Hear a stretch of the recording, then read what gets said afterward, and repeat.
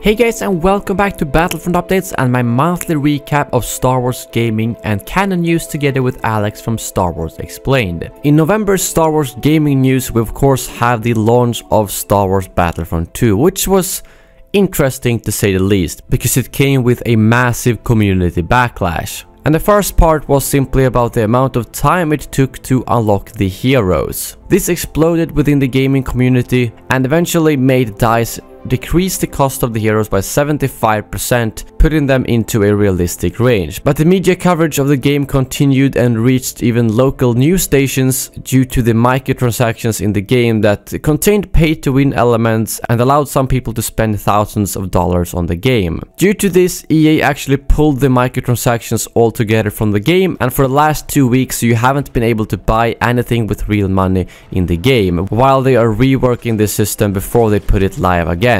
DICE did confirm that they are indeed reworking the progression system, they're working on getting a better credit gain in the game, improved squad system and so on. So they are aware of all the complaints the community have and are currently working to fix those. But the question is, how long is it gonna take before those make it into the game, and at that point will it be too late? What most people are hoping for in terms of progression and microtransactions is simply that the microtransactions will come back with only cosmetic loot boxes, because that's something that most people will be fine with. But in some more exciting Battlefront 2 news, the last Jedi season launches on December 5th, when you can choose your side, the Resistance or the First Order. And this season is packed with different challenges and missions you can do, and then on the 13th, on the same day as the last Jedi drops, at least here in Sweden, the big content drop arrives with Phasma, Finn, a Crate Galactic Assault map and a Dakar Starfighter Assault map. And this is all coming to free for anyone who owns the base game. So overall, I think a lot of people are hopeful for the future of this game, because they've shown that they are willing to take action when the community says no. And since all post-launch content will be free, they have all the tools to make this game perfect. In some other Star Wars gaming news, Galaxy of Heroes had their 2nd anniversary from the launch of the game this month, and this meant a massive update for the game, including guild versus guild battles known as territory wars. They also released a bunch of new characters, and the patch note list for this update was so long that it didn't even fit in one post on the forum. So if you are a Galaxy of Heroes player, this has been a good month for you. But now over to Alex and some canon and movie news. Thanks, Elliot. The biggest movie news from this past month has to be Lucasfilm's announcement that Rian Johnson is developing a brand new trilogy in the Star Wars universe. It'll be completely separate from the Skywalker saga, introducing new characters from a corner of the galaxy that Star Wars lore has never before explored. We still don't know exactly what that means, who those characters are, or when and where the story will be set. But the fact that Johnson's new films have been approved before The Last Jedi has even been released is a good sign for Episode 8.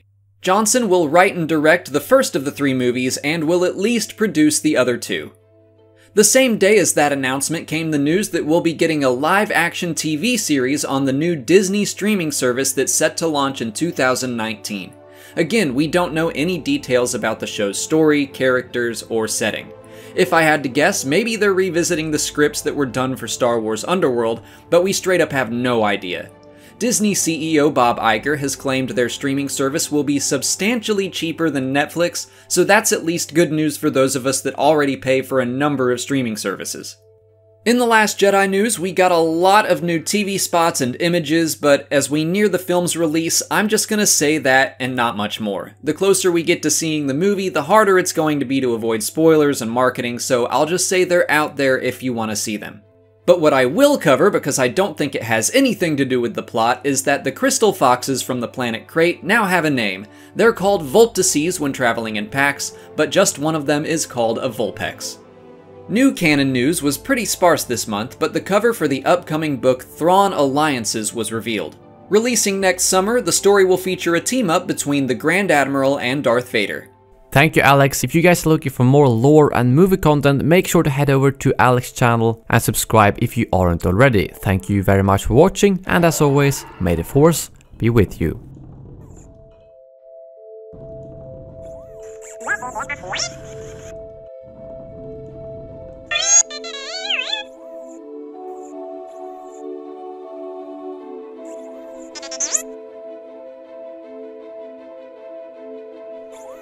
Yes.